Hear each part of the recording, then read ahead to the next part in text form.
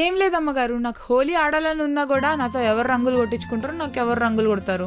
ఓ శాంతేనా? దీనికెందుకో over action చేస్తున్నావు? దా మాతో celebrate చేసుకో. అమ్మగారు, అయ్యగారేంటి గ్లాసులు మజ్జిగ తాగెత్తున్నారు? ఏడి చేసిందా ఏమైనా? వేడి చేయడం ఏంటే? అది మజ్జిగ కాదు, భాంగ్ భాంగ్. హోలీకి తాగుతారు. అయితే అయ్యగారికి రీజన్ దొరికిందనమాట తాగడానికి. అదంతా కాదే, హోలీ సెలబ్రేషన్ కదా, అందరు తాగుతారు ఇక్కడ.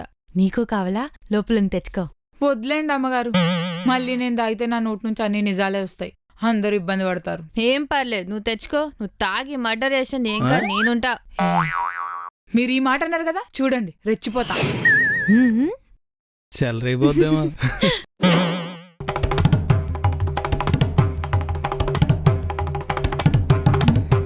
ఏదో మర్చిపోతున్నానే.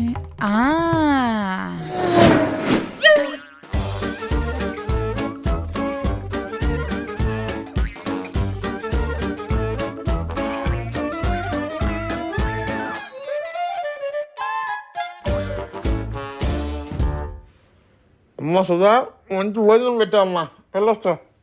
మరి మా అమ్మగారు అంటే ఏమనుకున్నారు? సుధా మాడివాడ, ఆవిడంటే వాళ్ళ ఆయనకి దడదడ. చిచ్చి, అలా లేదు, చాలా లక్షణంగా ఉంది. అలా కాదులే అమ్మా. నీకు తెలుసా నీ మొత్తాలే నీ పిల్లని తిరిగిందని ఎన్నిసార్లు మేడ మీదకి ఎక్కేలేదు, నాకు తెలియదు అనుకుంటున్నావా? నీ దీనికి ఎలా తెలుసు? చారు ఆపు. మీరు ఉండండి అమ్మగారు, నాకు ఇటు గురించి బాగా తెలుసు.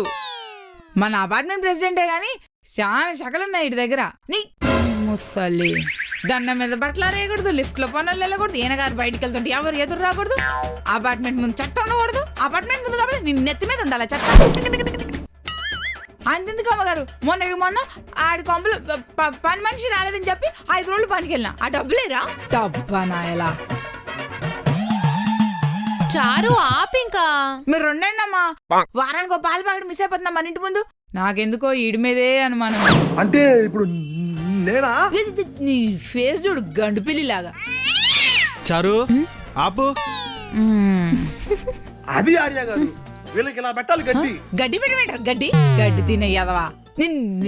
సుధా, చారుని తీసుకెళ్ళవే బాబు, అది విశ్వరూపం పార్ట్ 1, 2, 3 కలిపి చూపించేస్తుంది. చారు చాలు, నడు నడు లోపల నడు.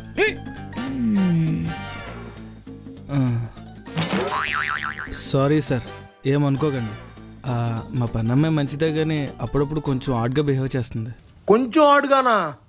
దీన్ని పిచ్చి అంటారా ఆర్య గారు? అయినా దీని మొగుడు దీన్ని ఎలా బరాయిస్తున్నాడో ఏంటో. నా మొగుడు గురించి మాట్లాడడానికి అమ్మో, అది వస్తుంది ఆర్య గారు. బతుకుంటే మళ్ళా కలుద్దాం, నేను ముందర వెళ్ళొస్తా. సార్ ఆగండి సార్.